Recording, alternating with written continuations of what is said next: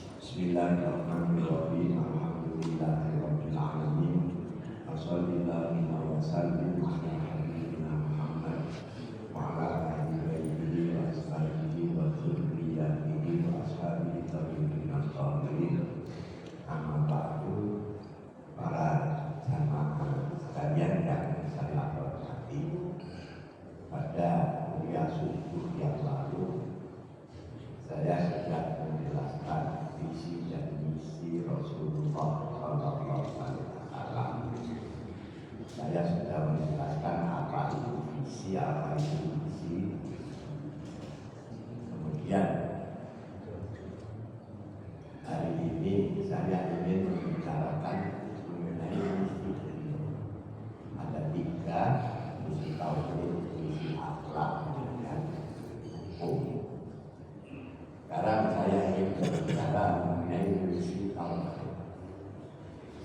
Dasar daripada suatu agama itu ada pada akidah.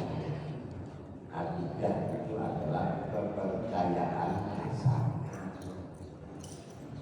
Kepercayaan dasar itu dalam bahasa umum itu namanya syahadat.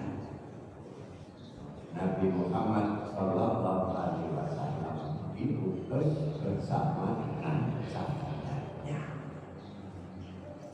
Dalam pidato beliau ketika mengimpul keluarga untuk diajak masuk Islam, maka pidato Rasulullah di situ dikatakan, seandainya aku katakan kepada kamu sekalian bahwa besok pagi musuh akan menyerang kita dari balik gunung sana, apakah kalian percaya?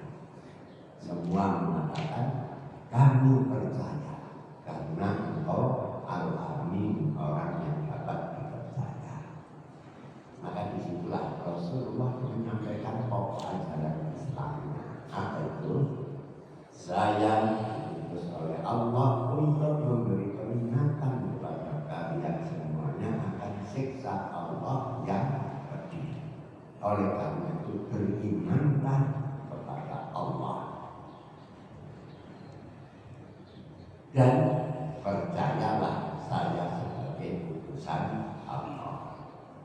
Kalau dilengkapkan bahasanya menjadi bersaksilah bahwa tidak ada Tuhan selain Allah dan Muhammad adalah utusan Allah. Ini namanya pokok ajaran agama itu ada pada saat. Nah, pada saat itu yang dihadapi Rasulullah Sallallahu Alaihi Wasallam itu berbagai macam akidah. Di antaranya itu saya meneliti dalam sejarah, paling tidak ada 16 ajaran agama yang akidahnya itu ada 3 Tuhan yang satu. Saya ambil contoh 3 saja.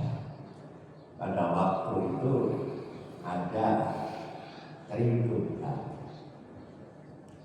Itu milik orang India, Brahma, Vishnu, dan Krishna. Kalau orang mengatakan Siva, kalau menurut Profesor ahli agama namanya Abhidhananda, itu Krishna. Jadi Brahma, Vishnu, dan Krishna. Anehnya ada persamaan. Krishna itu anaknya Dewa Nabi. Nah, Krishna ini datang untuk menebus dosa manusia. Dia lahir dari seorang perempuan yang suci namanya Dewa Nabi tanpa bapak. Maka lahirlah Krishna. Ternyata Krishna itu dihukum mati untuk menebus dosa manusia. Ternyata ada persamaan dengan Kristen. Ya. Yesus bisa. Yesus lahir dari Maria. Maria adalah seorang perempuan suci yang melahirkan tanpa bapak. Kemudian lahirkan Yesus disalib untuk menebus dosa manusia. Ada persamaan antara Hindu dengan Kristen. Makanya Profesor Abiyudana mengatakan ada persamaan kalimat demi kalimat antara Hinduisme dan Kristen. Ternyata sebelum Kristen ini ada lagi Trinitas. Makanya saya ambil contoh 3, Hindu, Babilonia, dan Kristen. Yang Babilonia itu bagaimana? Babilonia itu kalau peta sejarah sekarang itu masuk di Irak.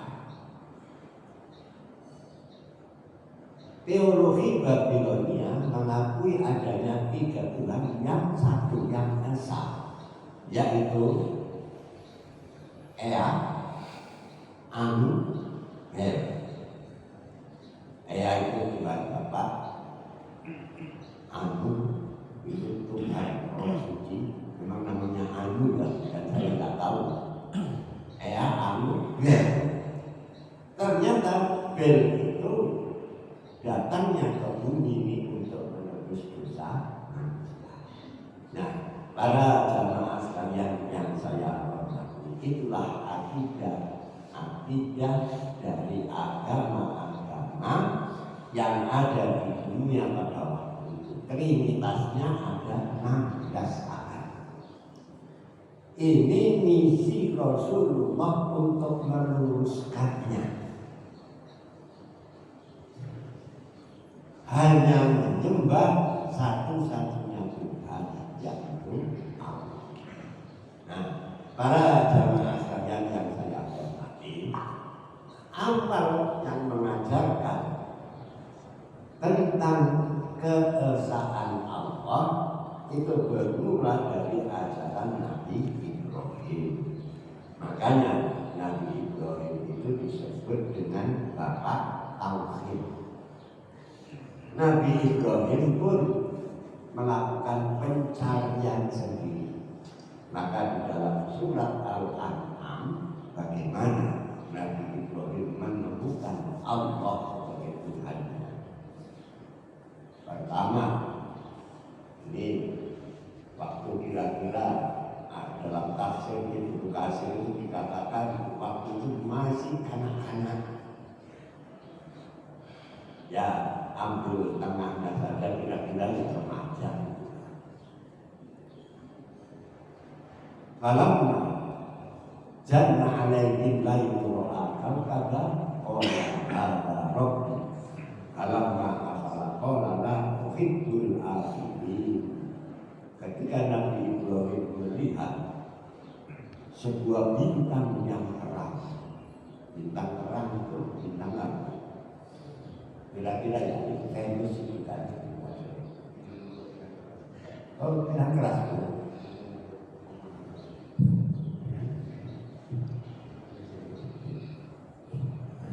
Oh, jelas Bu. Saya ulang.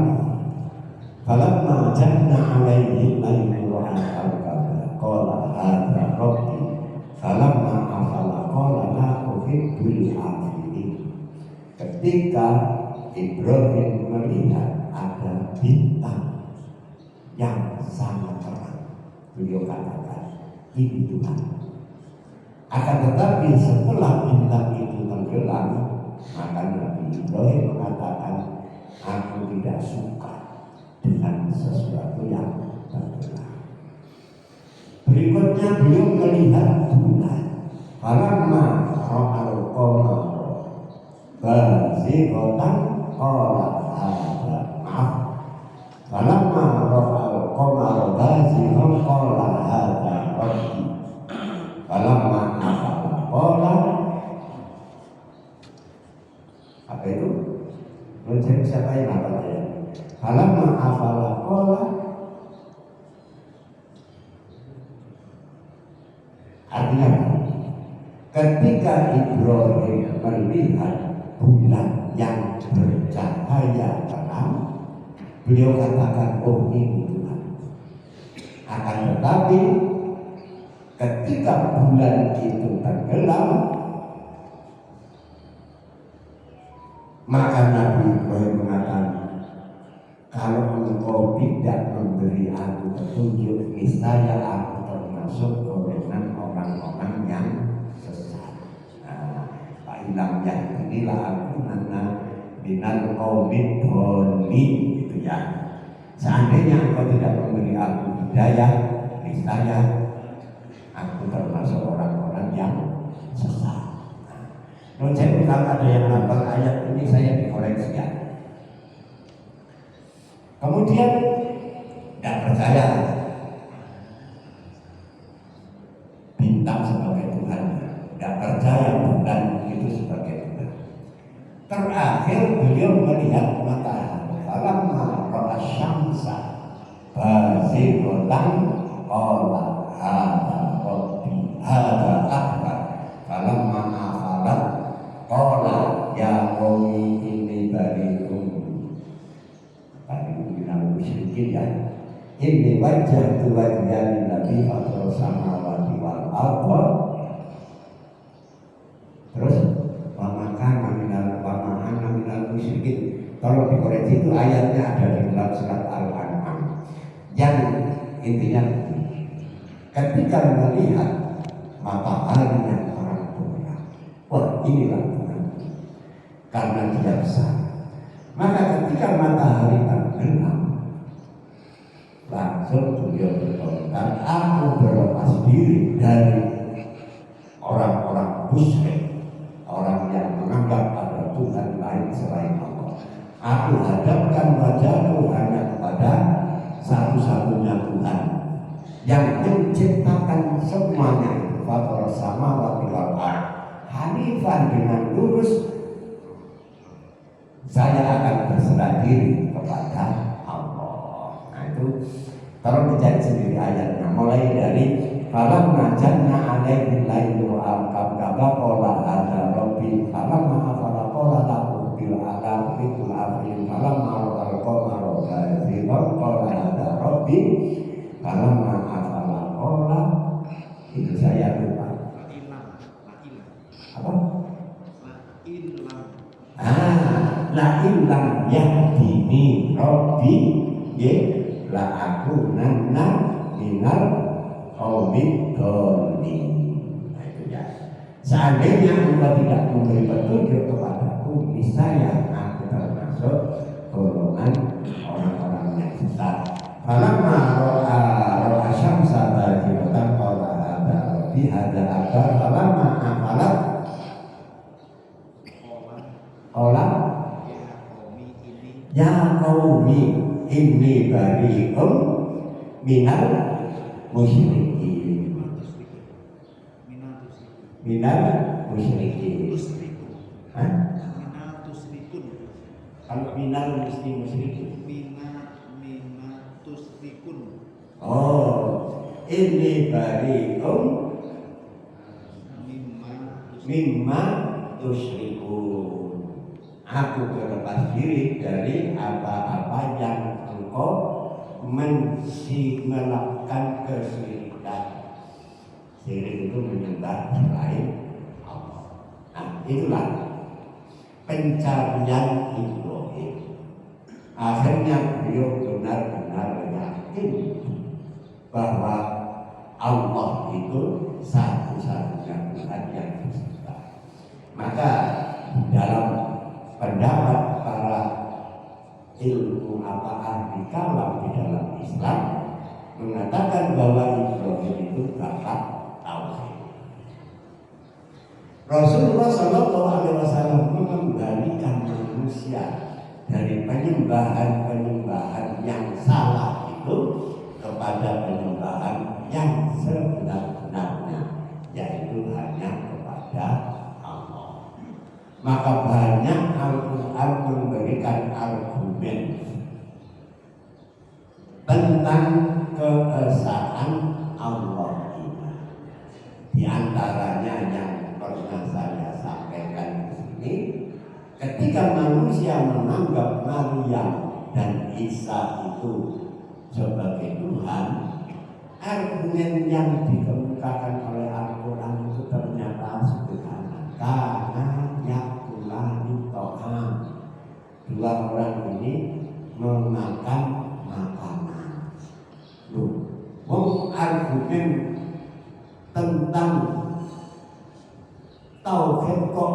bicara soal makan makanan. Ini betul-betul sangat logis. Maka ada pertanyaan. Di dalam Injil itu Nabi Isa itu puasa 40 hari. Setelah 40 hari beliau itu lapar. Nabi Isa lapar.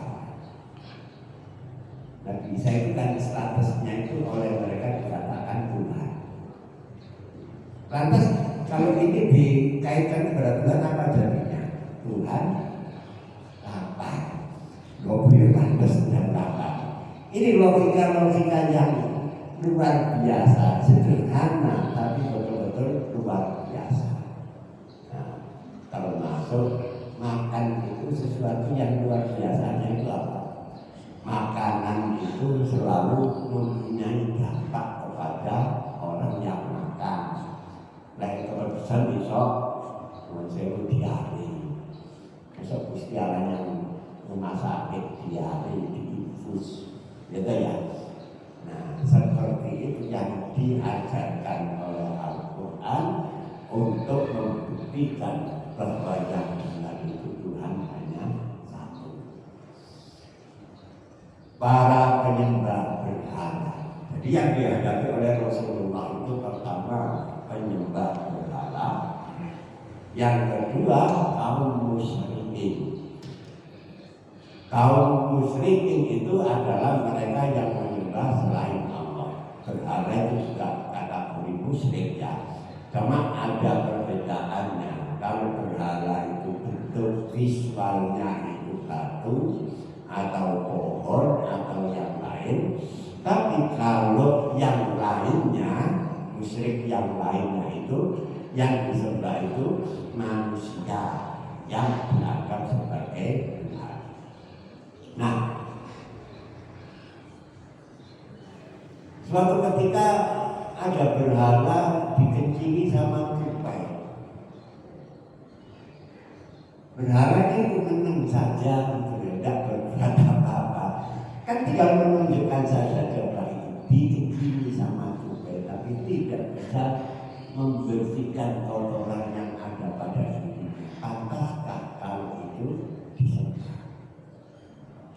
Maka mereka pun mengatakan liyukor ribuna ilallahi zulfa.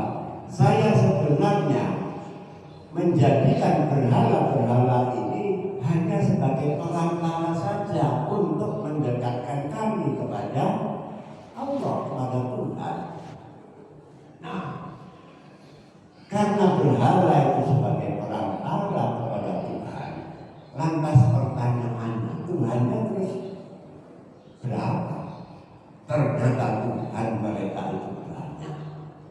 Yang dijejer di dalam atau di luar Ka'bah itu jumlahnya ada 360 berhala.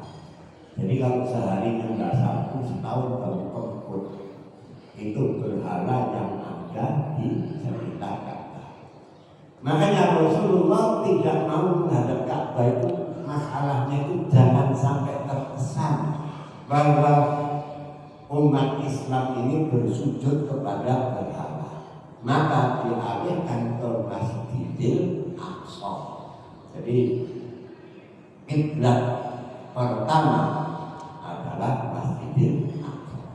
Nah, karena ingin bersih dari kemusyrikan, menyembah kok di hadapannya ada batu.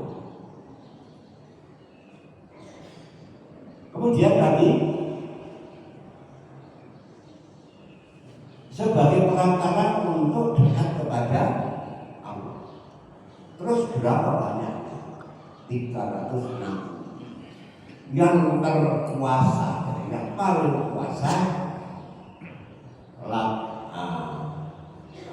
Lata, Uzza, Hubal, 3.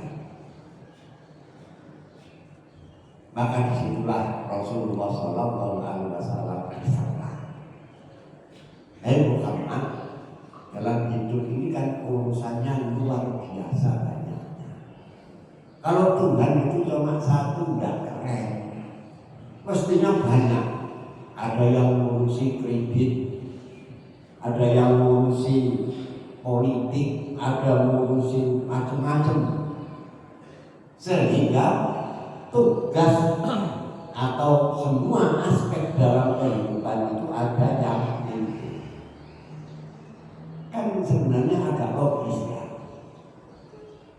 Maka Rasulullah SAW menyampaikan firman Allah kepada mereka, Doroballahu masalah rajulan fi bisyuraka mutasabisuna wa rajulan salaman min rajul hal yastawiyani masalah alhamdulillah bal aksaruhum la ya'lamun.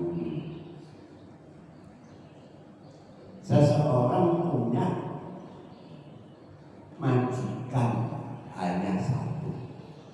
Di sisi lain ada orang yang punya majikan banyak. Masing-masing majikan memberikan perintahnya yang harus dikerjakan. Sehingga si hamba saya ini bingung karena harus mengerjakan semua perintah. Maka Rasulullah bertanya, mana yang lebih enak, punya satu majikan atau punya majikan banyak?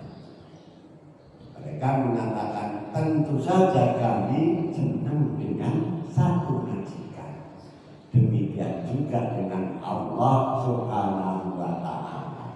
Dia Maha Kuasa atas segala sesuatu. Dia yang mengatur semua aspek kehidupan manusia. Maka satu Tuhan, tapi lebih mudah untuk ditaati daripada banyak Tuhan. Dari logika inilah kaum kafir Quraisy banyak yang menjadi Islam. Kan logikanya seperti itu. Ada satu pertanyaan di sini. Komunis itu kok tidak ada di dalam Quran? Kok gak dibahas ateis itu? Coba lihat dalam Quran apa ada kalimat atau ayat yang berbicara dengan ateis. Jawabannya kira-kira begini, sengaja Allah tidak bahas ateis sebab ateis itu ajaran yang paling tidak masuk akal. Ada mit yang diciptakan oleh ketidakadaan. Ya ya. Siapa yang membuat HP ini? Yang membuat adalah ketidakadaan. Ya tentu saja ini amat sangat tidak masuk akal. Dan memang terjadi pada zaman Abu Hanifah. Ada seorang yang mempropagandakan ajaran ateis. Itu terjadi pada zaman Abu Hanifah. Karena hadis tidak pernah membahas tentang ateis, karena Quran juga tidak membahas tentang ateis, maka masyarakat bingung. Bingungnya bagaimana? Oh ini kok masuk akal? Kalau Tuhan itu ada, ya harus nampak ke mana? Bentuknya bagaimana? Maka pada saat itu banyak orang-orang Islam yang masuk menjadi ateis. Dan si provokator ini ngajak debat Abu Hanifah. Nah, Abu Hanifah itu memang orang yang pintar debat. Maka tantangan itu diterima oleh Abu Hanifah. Besok ini umpama dibuat hari besok Rabu jam 2 siang kita debat di depan masjid. Senang si ateis ini, wah inilah saatnya akan menjatuhkan Abu Hanifah di hadapan hukum. Jam 2 sampai jam 3 Abu Hanifah belum datang. Maka pidatolah si ateis ini. Ternyata ulama kebanggaan kalian semuanya tidak berani berhadapan dengan saya karena saya yang benar. tiba-tiba muncullah Abu Hanifah memohon maaf. Mestinya saya tadi itu saya perkirakan sampai di sini tepat jam 2. Ternyata mau masuk ke wilayah sini itu tiba-tiba di depan saya ada sungai besar, airnya deras, dan itu terjadi tiba-tiba saja. Maka saya termenung di balik di sebelah sungai sana. Tiba-tiba ada pohon besar roboh dan pohon itu langsung berbentuk jadi perahu, membuat dirinya jadi perahu. Dari perahu itu ada kayunya, ada makanannya, ada minumnya. Nah, maka si ateis tadi mengatakan, coba ulama kalian rupanya sekarang sudah gila. Mana mungkin sungai terbentuk dengan sendirinya? Mana mungkin ada perahu yang terjadi dengan sendirinya tanpa ada yang membuatnya? Pohon tumbang langsung berbentuk menjadi. Ini menunjukkan bahwa ulama kalian yang kalian banggakan itu sudah gila. Maka Abu Hanifah pun menjawab dengan tersebut. Kira-kira yang lebih gila itu saya apa Anda?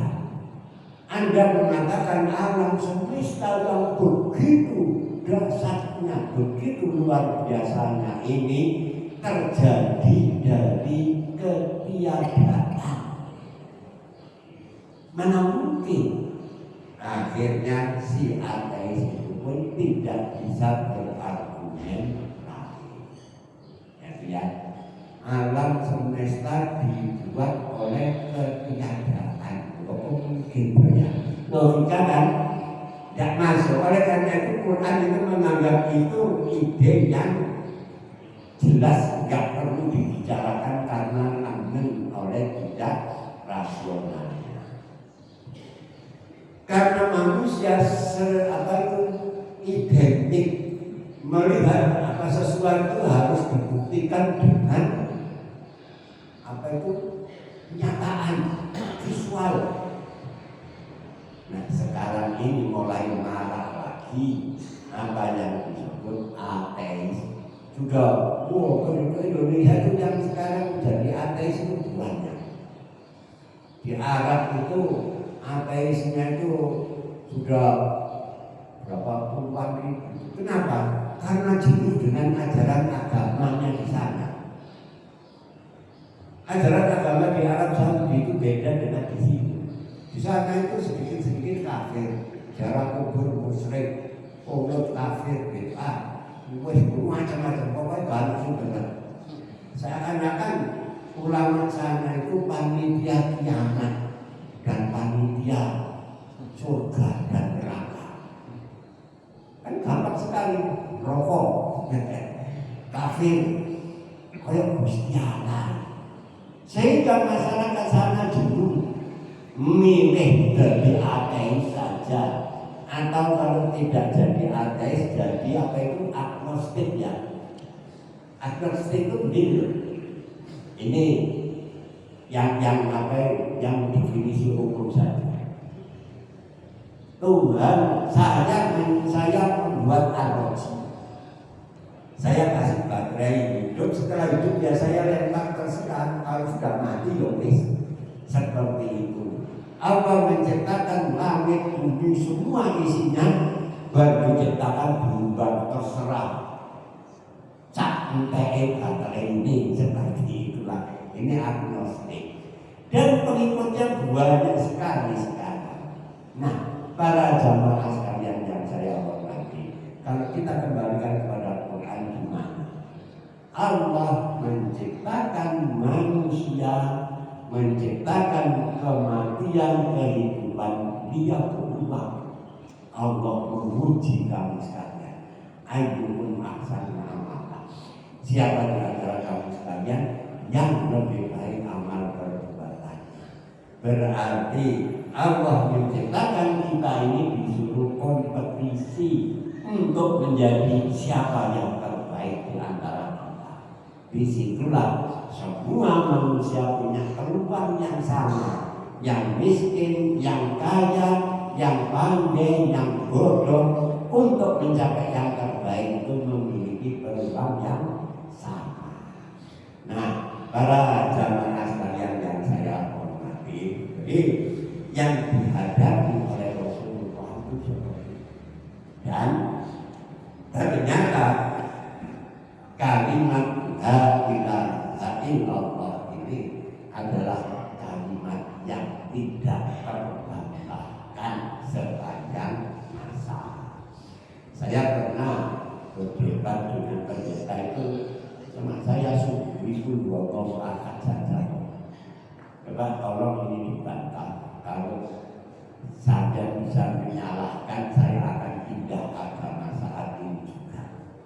Qul huwallahu ahad, Allahu samad, lam yalid walam yulad walam yakul lahu kufuwan ahad. Atau dibilang siapa yang mampu untuk mengatakan Anda ini salah? Tidak mungkin. Karena itulah yang sesuai dengan rasio dan hati nurani manusia. Sementara selain qul huwallahu ahad dapat dibuktikan secara mudah tentang kesalahannya, yang bisa dipertahankan. Nah, para jamaah sekalian yang saya hormati, maka kemana-mana yang diajarkan oleh Rasulullah SAW dalam mengemban misi tauhid ini selalu mengajarkan la ilaha illallah.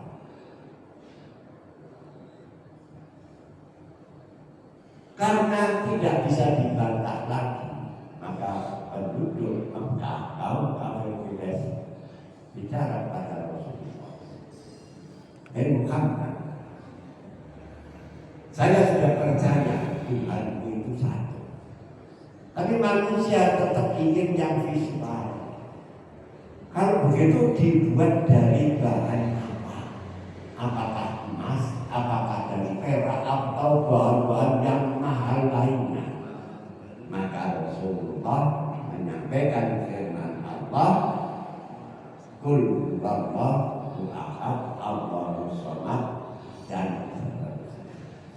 karena tidak mungkin lagi membantah ajaran tauhid yang diajarkan oleh Rasulullah, sementara orang kafir Quraisy ingin bagaimana ada negosiasi antara ajaran Islam dengan ajaran kafir. Datanglah mereka menawarkan perjanjian atau negosiasi. Gini aja Muhammad, tahun ini kami semuanya orang Quraisy ini menyembah Allah. Tahun depan kalian menyembah berhala saja. Terus Rasulullah mengatakan tidak bisa. Bagaimana kalau 1 bulan gantian yang disembah? Rasulullah tetap mengatakan tidak bisa. Seminggu juga tidak bisa. Akhirnya turunlah surat Al-Kafirun.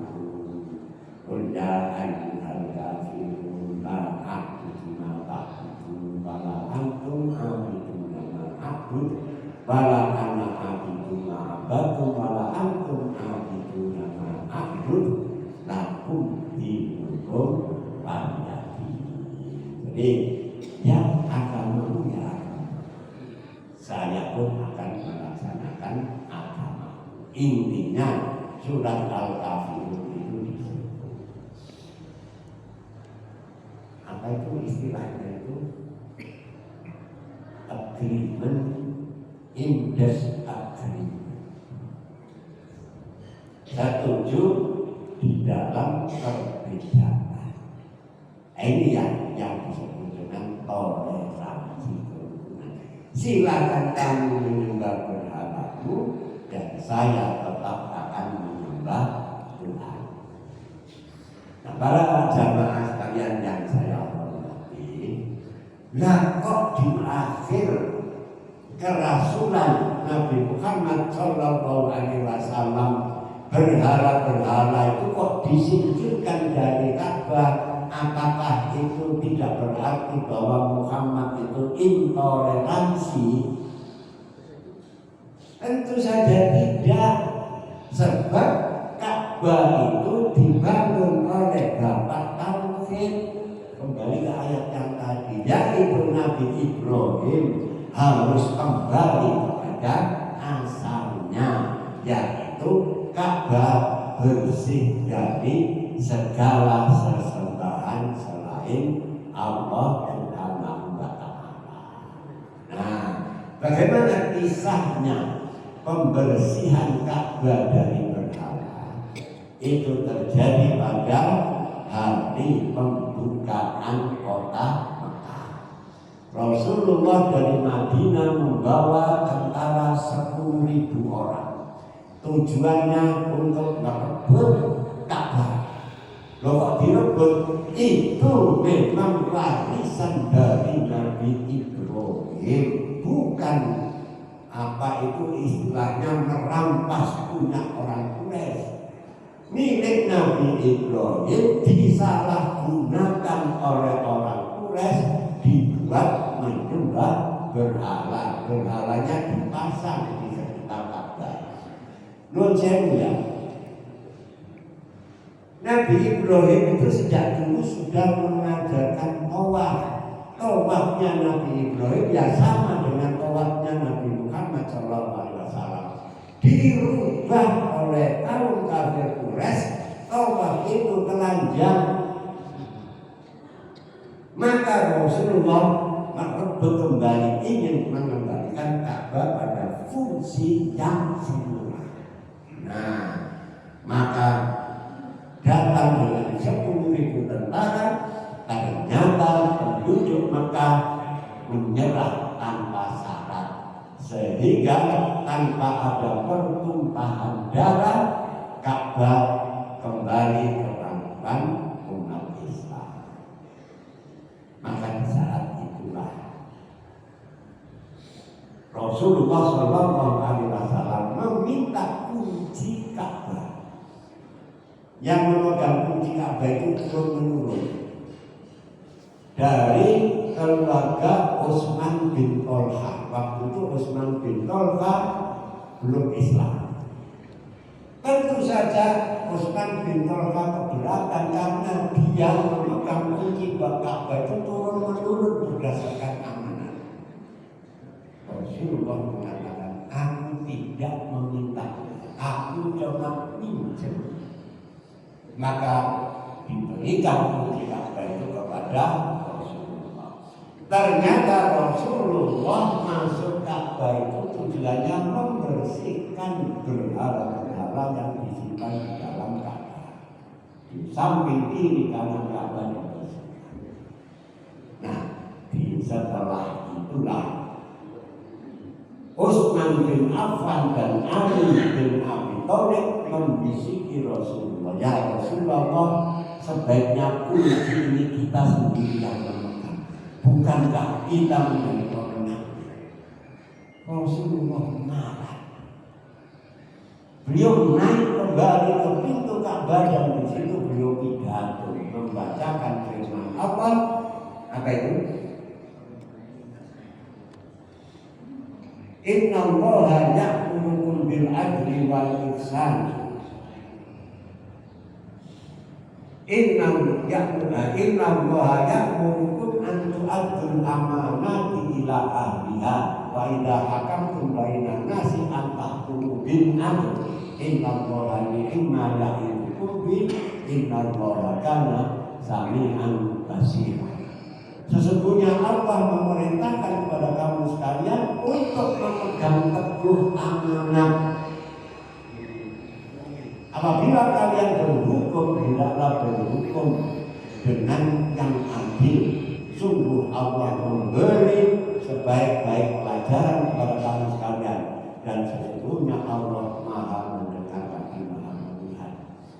maka kunci Ka'bah diberikan kembali pada Utsman bin Talha. Amanat saya kembalikan kepada kamu. Heran, Utsman bin Talha melihat akhlak Rasulullah yang senantiasa memelihara amanat ini. Akhirnya saat itu juga Utsman bin Talha masuk Islam. Nah, para jamaah sekalian yang saya hormati, maka bersihlah Ka'bah dari sesembahan yang salah. Kemurnian ini dipertahankan sampai hari kiamat. Saya kira demikian. Sekarang mungkin ada pertanyaan, bagaimana kalau Masjidil Aqsa itu nanti akan dikuasai oleh Israel? Kalau Masjidil Aqsa sudah dikuasai oleh Israel, berikutnya tentu saja Ka'bah. Ya pada. Setelah Ka'bah, Madinah bisa dikuasai oleh Israel. Makanya disitulah kita selalu berdoa untuk bagaimana Palestina ini merdeka dan Masjidil Aqsa kembali ke pangkuan umat Islam. Saya kira ini yang saya sampaikan. Kita berdoa bersama. Alhamdulillah, Rabbana lakal hamdu kama yanbaghi li jalalika wa 'azimi sultanik. Shalawatullah wa salamuhu ala habibina Muhammad wa ala ahli baitihi wa azwajihi wa dzurriyyatihi wa ashabihi thayyibin al-tahirin walhamdulillahi rabbil alamin. Rabbi a'udzubika an ashkura ni'mataka allati an'amta 'alayya wa 'ala walidayya wa an a'mala shalihan tarda wa aslih li fi dzurriyyati inni tubtu ilaika wa inni minal muslimin. Rabbi ij'alni muqimas sholati wa min dzurriyyati Rabbana wa taqabbal du'a. Allahumma ansur ikhwanana al-mustad'afina fi Filastin alal yahudi al-qasidin. Allahumma amhil masjid al-aqsa ila biladil muslimin. Allahumma rizqna salatan fihi qabla al-mamat. Ya Qawiyyu ya Aziz ya Arhamar Rahimin. Rabbana atina fid dunya hasanah akhirati hasanatan wa qina adzabannar. Wa sallallahu wa sallim ala habibina Muhammad wa ala alihi wa ashabihi thayyibin at-tahirin walhamdulillahi rabbil alamin. Wassalamu alaikum.